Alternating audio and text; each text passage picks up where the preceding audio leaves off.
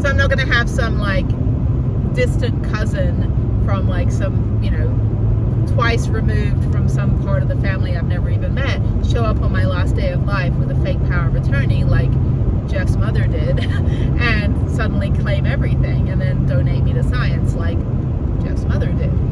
I have nightmares thinking about Jeff being dissected. I just can't fathom that. That is somebody that I was tangible with, like on a like intimate romantic level, and we knew each other pretty well over 30 years, and like mentally and physically, but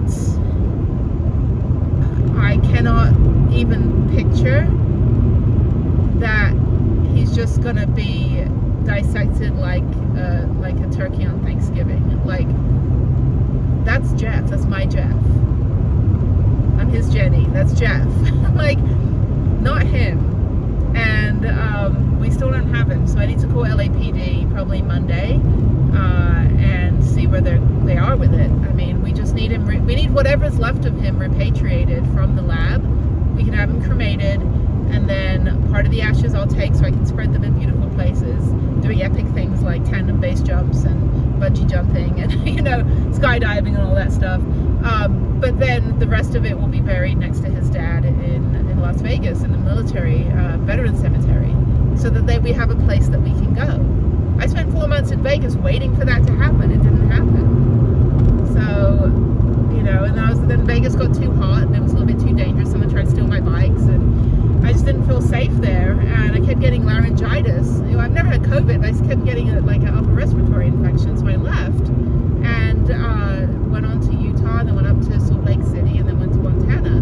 But honestly, after being in Albuquerque for the last 6 weeks and a week in Santa Fe before that, I haven't even been up to Taos yet, which there it's getting too cold and snowy.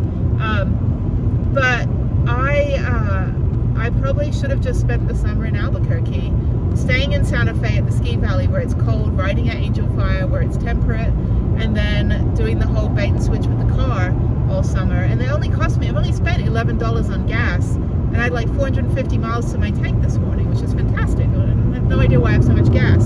So I've only filled up one time, and then I'll fill up one more time tomorrow, and then I'm done. It's not even $25 worth of gas versus, you know, the cost of airport parking in Houston and flying, and, you know, I mean, luckily I fly for free, but Spirit doesn't fly from Albuquerque anymore. So I would have had to pay regular price for regular tickets, which I never do. Oh God, no. Like, who's that person that does that? I've never paid for tickets. I mean, I've flown, majority of the time I've flown, my nose itching and all this cotton. Why am I never have to pay for flights ever? Like, in the 25 years I've been traveling, even international, I always figure out travel hacking, and I figure out how to travel for free, which I could do a whole series on my advice on how you do this for free. You don't need millions of dollars, you know, live below your means, and just figure it out. That's my only advice. The video will be over in 23 seconds. I'll be like, yeah, here's how you do travel hacking. Just figure it out yourself. Don't ask me. So, anyway, no, actually, I probably should. I mean, I started it 25 years ago, actually 30 years ago when I was in college, the end of high school. So I've been doing this a really long time. Because when I was 17, and I'll be 47 tomorrow, when I was 17, I wanted to see every country in the world, and I said to myself, I will figure out a way to put myself through college. So I did. I paid for every penny myself and worked 70 hours a week in addition to class, and, you know, straight A student and all this stuff, and I figured out how to get a college degree and pay for it instead of relying on everybody. And then now for the last, you know, 25 years, I figured out how to fly everywhere in the world for free. So anyway, I'm gonna stop at Sonic. I'm gonna get a frozen lemonade. I feel like something sweet. Let's see here. I don't want to stop too quickly because then you'll fly off the handle. I need to get a new, can I get in this way? I can't get in this way. Oh yeah, I can. It's Sonic. There should be multiple entrances, multiple entry. But anyway, yeah, it's a really nice drive, super easy. I've only got 15 minutes before I get to Lubbock, so I'm going to stop here and get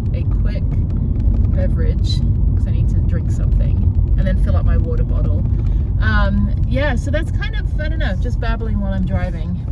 Nothing too exciting. I don't know if anyone actually listens to any of this crap. So no, I appreciate both of you. No, I really do appreciate everyone that watches and supports the channel.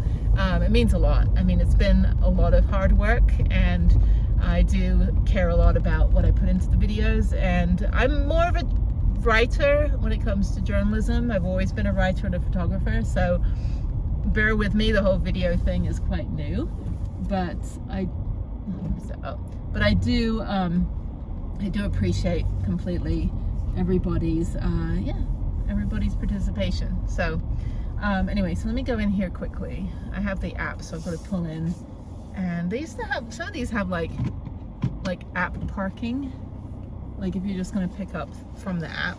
But I'll go in the little bay here, and then they know me because it'll say like, welcome back, Jenny, and I'm like, you know, like the government's watching. You know, I tell people now with this scar, this is a scar on my wrist from my surgery, I tell people that the government put a chip in my wrist. If I meet someone that's very conspiracy theory, I'll be like, oh my god, like, yeah, I'm just part of this, like, don't tell anyone, but I'm part of this like little experiment thing where they put this chip in my wrist. It's kind of like on cold days I can feel the chip, and they're like, really? And I'm like, you're an idiot. You're an idiot. Get that again, that space shuttle that's going to Mars. Yeah, go. Okay, see you later. Bye.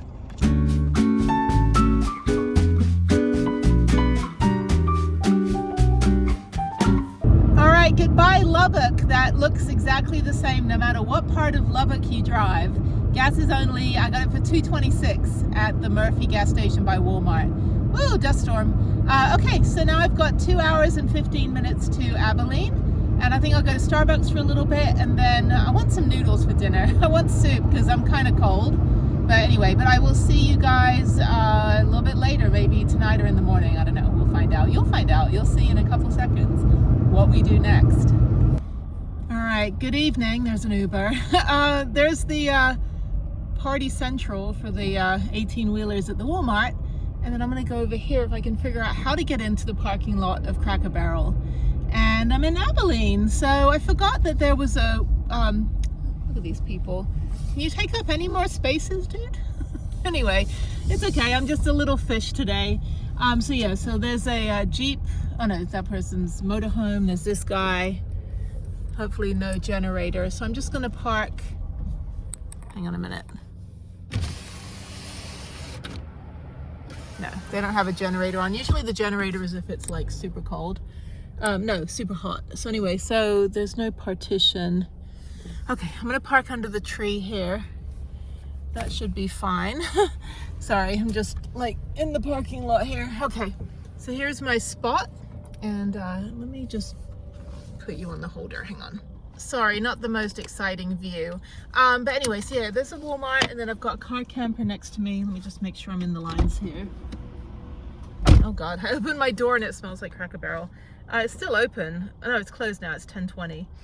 I'm still an hour behind, so I'm not even tired. So I stayed at the Starbucks. I forgot that they have one. Literally, like, they've got like a Cane's Chicken, a Chick-fil-A, and then Starbucks to my right, to the right of Walmart. And it's open till 10 p.m. and it was super comfortable. So it wasn't freezing cold or anything, and you don't have to use a code to use the restroom. You know, I think everybody should have a restroom code similar to a social security number, where I just have my own code for every bathroom in the entire world, and that's my code. Like, instead of having to memorize a different code at a different Starbucks or a supermarket or restaurant or whatever it is, it's like I really have to go. My brain does not work when I need to go. Like, I cannot think. So don't give me any math. Anyway, okay, so it's 10:20. I'm gonna watch a little bit of YouTube. I'm gonna just kind of close up the car right now with the blinds, and I've got my bed set up in the back, super comfortable. It's not gonna be too cold tonight. It's already like 71, but it'll probably get down to like 40, I think. I think it's gonna be pretty cold tonight. Let me take a look here, hang on. Sorry. Where's my phone? Oh, my phone's plugged in. It's like I have two phones. Okay, so let me take a look here. Sorry, I'm not putting me on camera because I've got my glasses on and nothing too exciting to look at. I just got a lot of stuff to take care of. Had a good chat with my daughter, so she's making me a little card for my birthday, which is tomorrow. Everyone's wishing me happy birthday from the other side of the world because it's already my birthday somewhere. Although I was born at, what was it? I was born at 11 a.m. on a Tuesday in London in 1978. But anyway, but yeah, so I'll be 47 tomorrow. Actually, technically, no, I'm still not. It's 6 hours ahead, so it's like 4:20 a.m. So I'm still not born yet. I'll be born in like 6.5 hours. So when I wake up tomorrow morning at 5 a.m. I will be born. So I think that's how it works. Although I'm always 6 hours younger here in the States, which is kind of funny. I will take it. I will take every year that I can get back. But anyway, people are liking my posts and I'm getting emails of, I don't even check email. I barely get any emails that mean anything. Who is texting me? Oh God. I'm just like, people could just go away. No, I'm just kidding. No. I just get so much spam and it's like, it makes you think it's important and you open it and it's like the Dave Chappelle skit from like 20 years ago when he goes to the internet, if the internet was a place you could go. It's like, it's so relevant still. And I didn't realize he was so young. Like he's only like 4 years older than me, which is crazy. Anyway, so I'm just babbling. I had a good drive. I had a good stop off in Lubbock, got my daughter some manga. I had a good little couple hours on the computer, probably 4 hours I think I spent on the computer at Starbucks, which was good.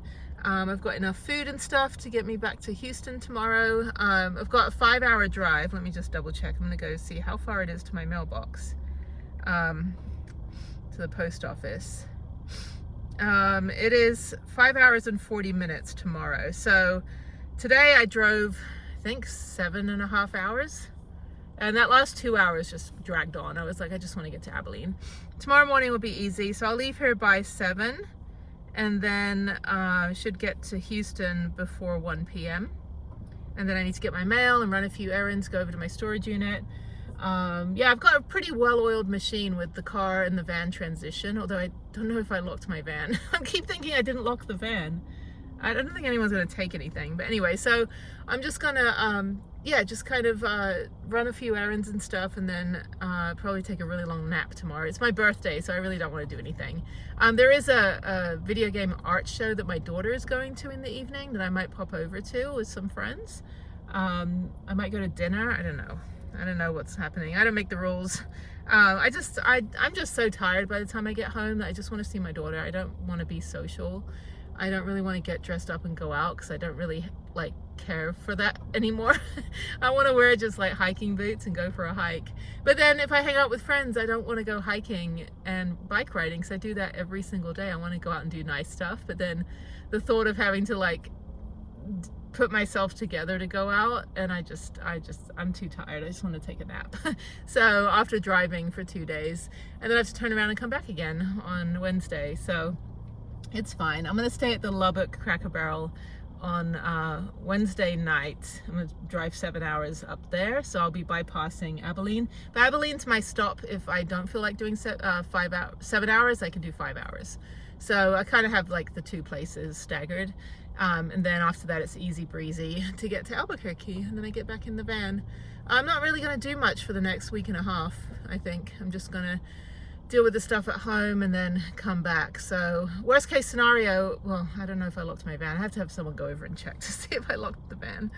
I'm just a mess. I left so early. I mean, I stared at the van for like 10 minutes thinking if I needed anything else from it.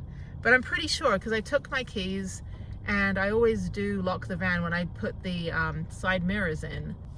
Anyway, so enough of the Walmart parking lot. It's like those train videos from Germany where someone just puts a camera on the front of a train, and people that are insomniacs just watch these all night of just the front of train going down train tracks in Germany. Like, people watch that. I used to watch it. I thought it was intriguing. I was like waiting for like a deer to run out in front of a train or something. I don't know. Not a person, obviously. I didn't anticipate that or want to see that. But yeah, I mean, if you hit a skunk, it's probably not a bad thing.